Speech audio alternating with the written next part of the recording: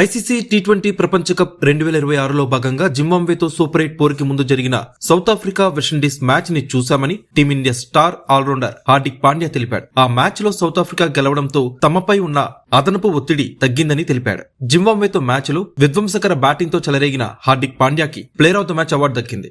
ఈ సందర్భంగా మాట్లాడిన హార్దిక్ పాండ్యా బౌలింగ్ లో తనకి పూర్తి కోటా ఇవ్వడం లేదని అసంతృప్తి వ్యక్తం చేశాడు. పాండ్యా మాట్లాడుతూ, నాకు కొత్త బంతితో బౌలింగ్ చేయడం ఇష్టం.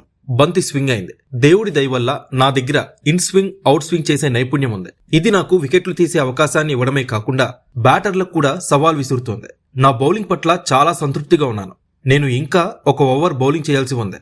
ఇక్కడి నుంచి వెళ్లాక ఆ ఓవర్ వేస్తాను అని కెప్టెన్ సూర్యకుమార్ యాదవ్ పై హార్దిక్ పాండ్యా అసహనం వ్యక్తం చేశాడు. ఈ మ్యాచ్ లో 3 ఓవర్లు బౌలింగ్ చేసిన హార్దిక్ పాండ్యా 21 పరుగులే ఇచ్చాడు. అయితే మ్యాచ్ అనంతరం కెప్టెన్ సూర్యకుమార్ యాదవ్ మాట్లాడుతూ జట్టు బౌలింగ్ బాలేదని విమర్శించాడు. కానీ హార్దిక్ పాండ్యానేమో తనకి అవకాశం పూర్తిగా ఇవ్వడం లేదని విమర్శించాడు. మరి కెప్టెన్ మరియు సీనియర్ ప్లేయర్ మధ్య ఈ సమన్వయ లోపాన్ని తగ్గించే బాధ్యత కోచ్ గంభీర్ పైనే ఉంది.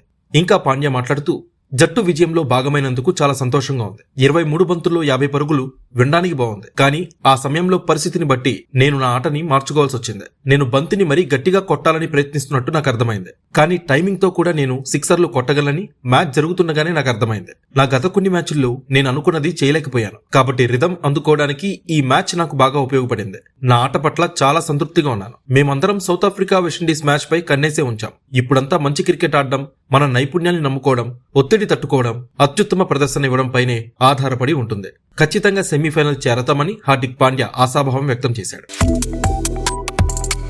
Subscribe to One India and never miss an update.